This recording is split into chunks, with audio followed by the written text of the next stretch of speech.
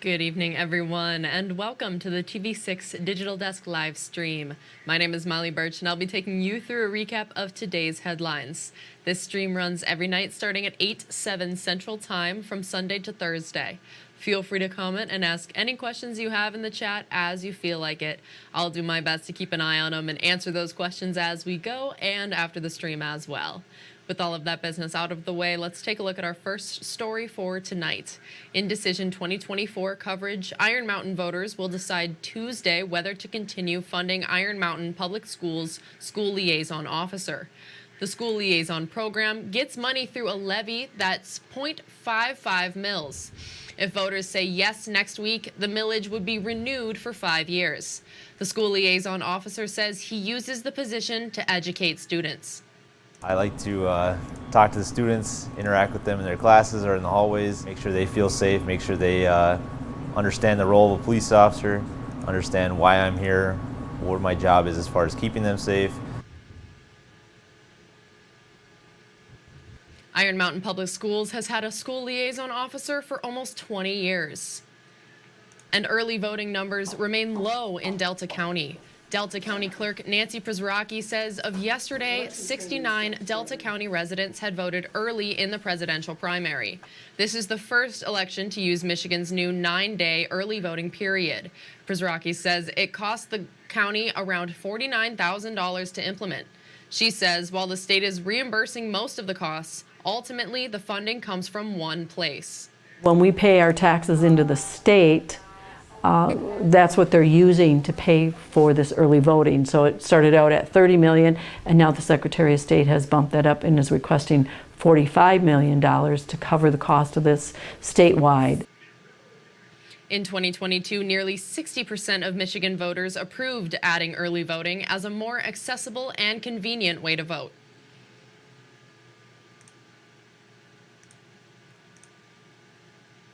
And we have continuing coverage of a lockdown at Marquette School building. Local law enforcement is currently evaluating yesterday's response to a reported alarm at Marquette Alger-RESA. No viable threat was identified after a couple of hours. While questions about the reason for the alarm remain tonight, TV6's Tristan Kendrick tells us how Marquette police prepare and train for situations like this and what they learned. This is video from a Marquette Police Department dash camera as one officer arrived at a threat call at the Marquette Alger-RESA building yesterday. Detective Lieutenant Chris Aldrich says local departments are fully prepared for a scenario like this. Several times a year we do training with our department and also incorporating training with other departments on responding to these type of situations, whether it's other law enforcement agencies or fire EMS type agencies. Aldrich says even though yesterday was just a system error with the alarm system, departments are still taught to prepare for the worst. He also says all departments handled the situation smoothly. However, there are always things to critique. Communication is always one of the biggest issues during any of these type of situations.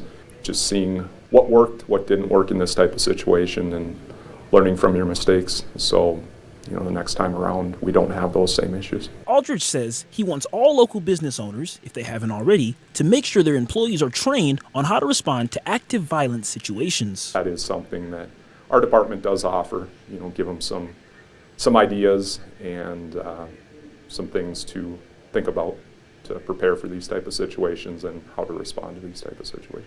Marquette Alger-RESA administration declined our interview request today because the agency does not want to share any information about its safety plan. However, Marisa did say thanks to all departments who were on the scene. This is still a developing story, and TV6 will provide updates if more information becomes available. Tristan Kendrick, TV6 News, Marquette. Thank you, Tristan. Marquette Township's newest restaurant is set to open on Monday. Texas Roadhouse. Let's get the right video in there for you. Texas Roadhouse on US 41 is also helping local groups like UPAWS and the UP Whitetails Association of Marquette County with a pre-opening invitation-only benefit on Sunday. Management at the restaurant says they hired 220 new employees. When it opens, the restaurant will serve dinner only Monday through Thursday from 3 to 10 at night and Friday from 3 to 11 at night. It will be open for lunch and dinner Saturday from 11 in the morning to 11 at night and Sunday from 11 in the morning to 10 at night. And the Fire Station Cannabis Company is donating $9,000 to 12 UP nonprofits. It's the dispensary's Kindling Community campaign. It's the fire station identified 15 nonprofits across the UP. Community members can vote for their 12 favorites. The top nonprofit from each of the 6 counties the fire station operates in will get $1,000 each. The nonprofits with the second most votes in each county will get $500 each. The fire station says it's important that the people vote so it knows the money is used for the community's interests. Obviously, no one knows their community like the people in them, so kind of putting that into the community's hands allows us to really know that we're putting the money in the right place. Voting is open until Sunday. You can vote at uppermichigansource.com or the TV6 and Fox UP mobile news app. You don't have to be a fire station customer to vote.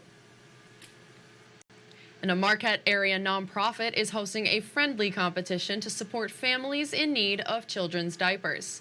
Care Clinic locations in Marquette, Ishpeming, and K.I. Sawyer are holding the first ever Diaper Wars to see who can collect the most donations until March 14th. The clinic executive director says diapers received go to families participating in the clinic's Earn While You Learn education program. Some of our clients have never had to purchase diapers for their children because of their commitment to learning about parenting, to learning about relationships, has earned them those diapers. And so it takes a great burden off the family in providing for what they need. Donations can be dropped off at each clinic and local Snyder's drugstores.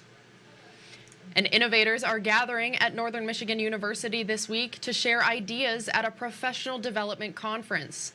The second annual Innovation Week is a 3-day event with keynote speakers, workshops, and networking opportunities.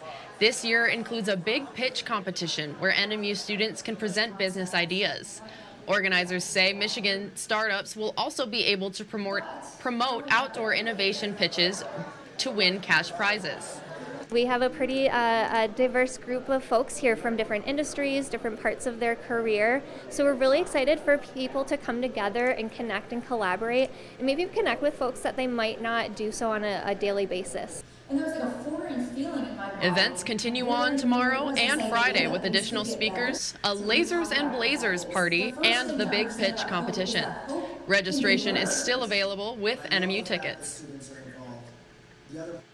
And despite being rivals, Northern Michigan University and Michigan Tech students are coming together to make music.